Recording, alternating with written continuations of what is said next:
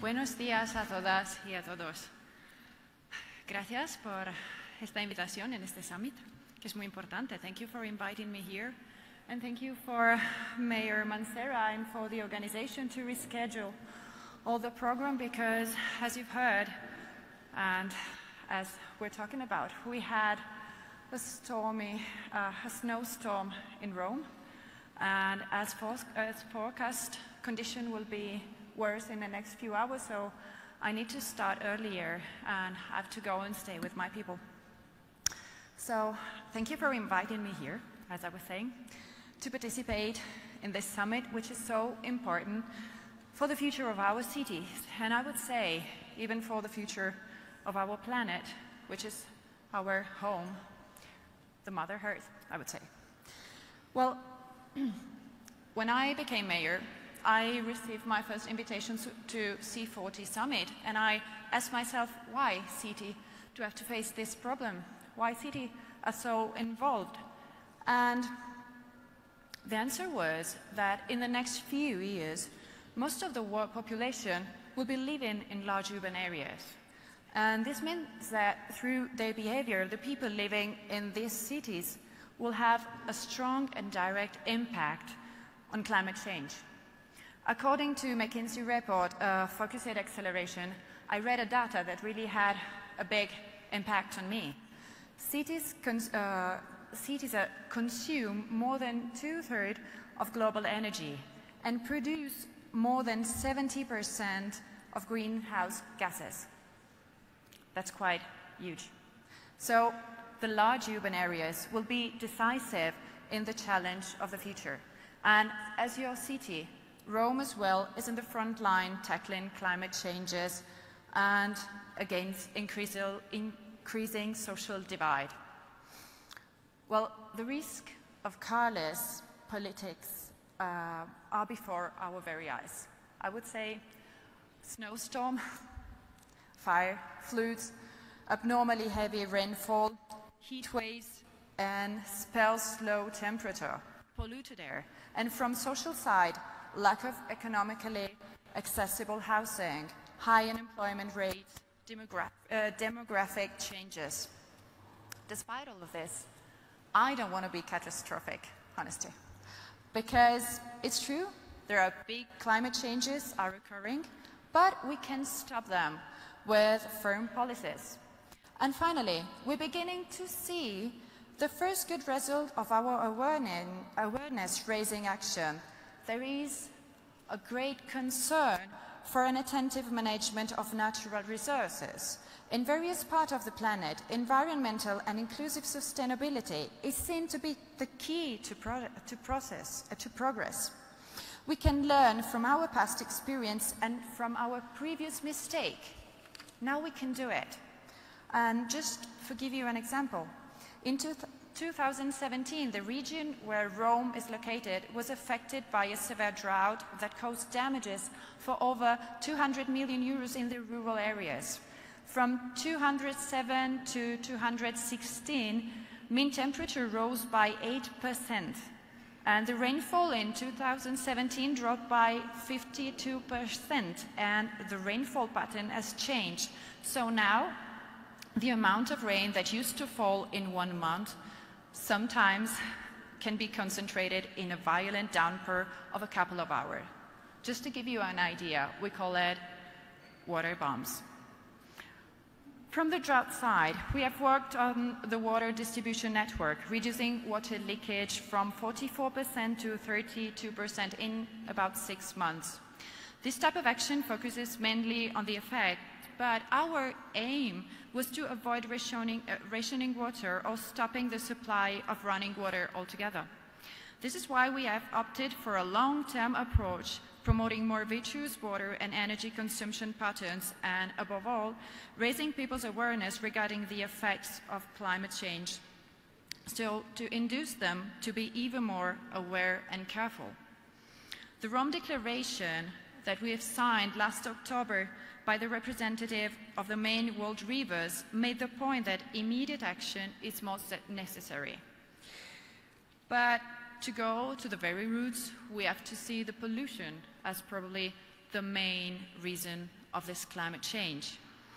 In Rome, this means adopting measures in the area of public transport and transport.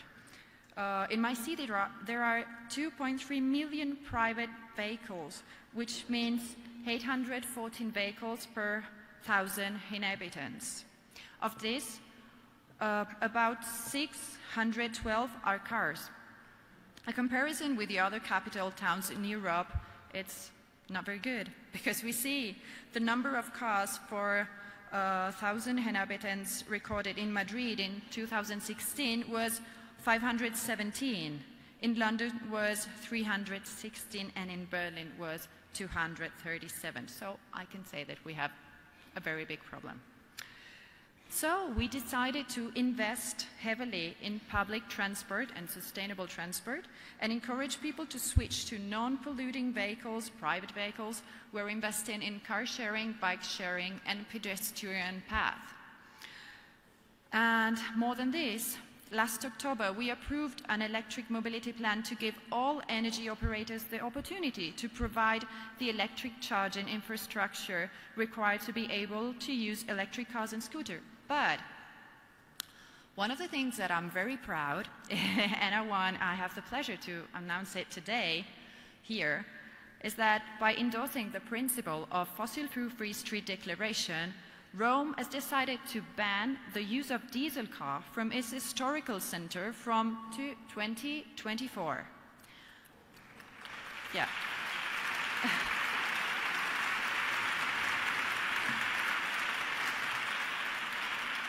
My citizens still don't know. And furthermore, starting from 2025, we will only purchase zero-emission buses for public transport. So we're in the process of... Thank you. Then last November, the City of Rome formally endorsed the Mayor's Climate and Energy Pact, taking on the ambitious commitment to reduce climate change emission in their respective territories by at least 40% by 2030. This commitment entails the adoption and implementation of an action plan for sustainable energy and for climate that City of Rome will have to draw up and approve by 14 November 2019. And we have also launched the plan for post-consumer materials with the ambition of reaching the objective of producing zero waste. Then we're planting 19,000 trees across the city to offset the production of carbon dioxide. And more, we've asked our citizens to participate in this change. I mean, cooperation with our citizens, to me, is important. For instance, in the transport area, we have launched the Sustainable Urban Mobility Plan.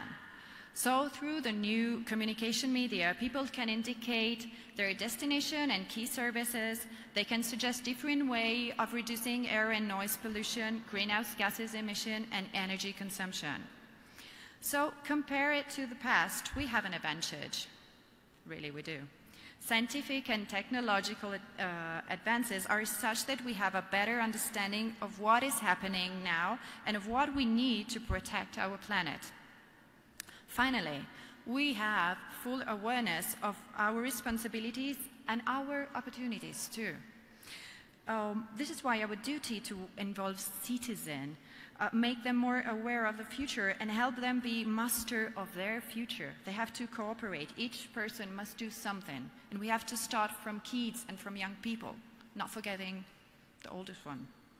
So simple gestures are what we need, like avoid wasting water, avoid polluting our resources, choose public transportation instead of using the car, private car, making environmentally friendly purchases, transform our economies into inclusive economies.